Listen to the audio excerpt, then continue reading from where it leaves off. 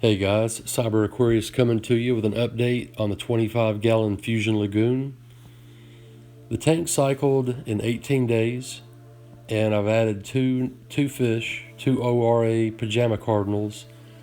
These are tank raised. They're used to aquarium conditions. They're not skittish at all and readily accept food. I've had these guys for a couple weeks now. They're doing great. I've been getting them on a diet of Celcon and mysis shrimp. They're also accepting flakes and pellets.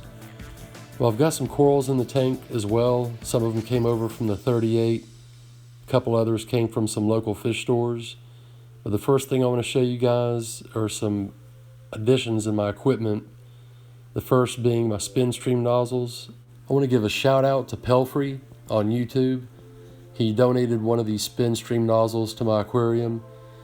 He received it in his My Aquarium box shipment, and he didn't have a use for it, so he contacted me and told me that I could use it on my aquarium. So he sent it to me along with some other goodies. I really appreciate that, Pelfrey. If you guys don't know who he is, click on the link below.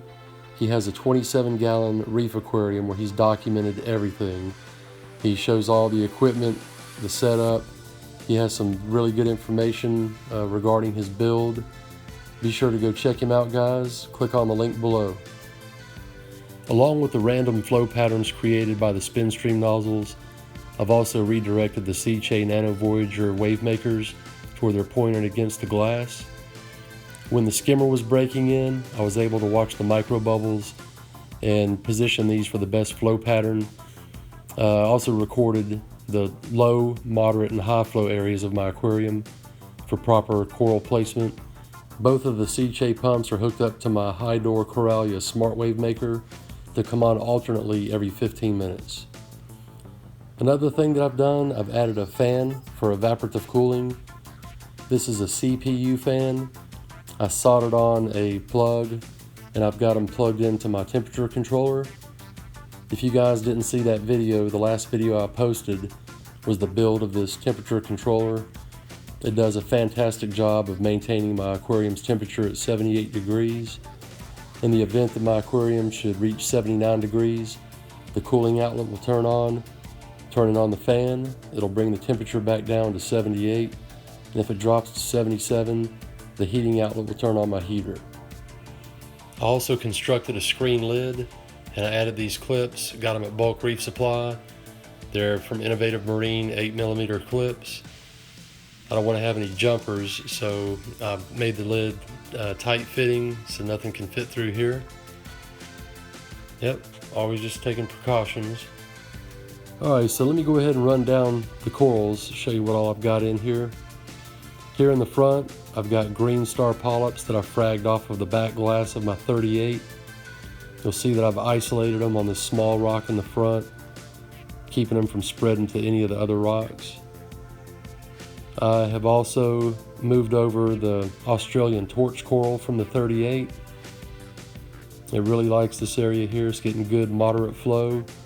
There are two heads on this that I need to frag off. I got it this way. I had two dead heads.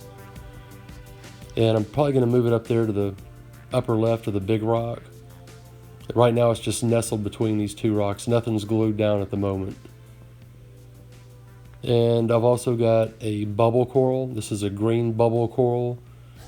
This is a low flow area of the tank. I've got it kind of nestled up underneath that overhang.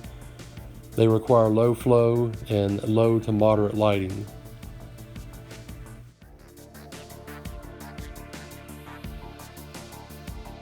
Another coral to make its way over from the 38 is my Octo Spawn. I have it placed here in the sand bed, nestled in this little cove on the right structure. And I've also moved over my Fabia Coral from the 38. And I picked up another Fabia Coral over the weekend at a local fish store. This almost looks like a Christmas tree Fabia, but it has a dark purple ring around the red centers. That's not glued down at the moment either.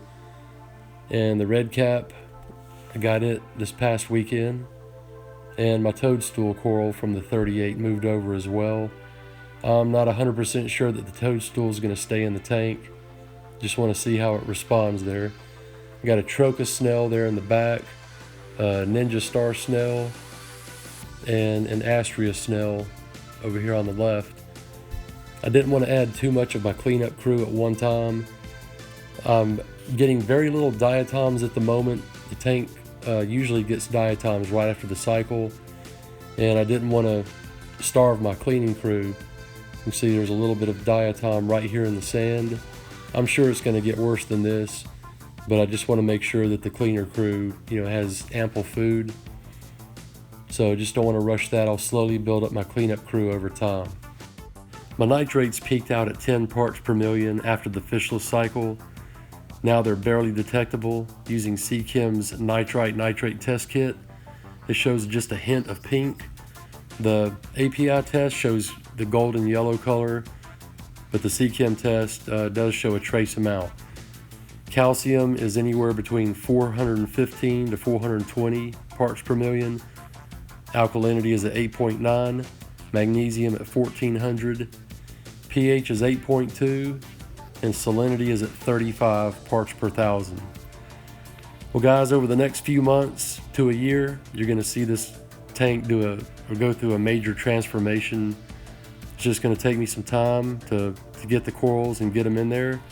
So stay tuned for more on this tank. I appreciate everybody's time watching the video. Everybody take care.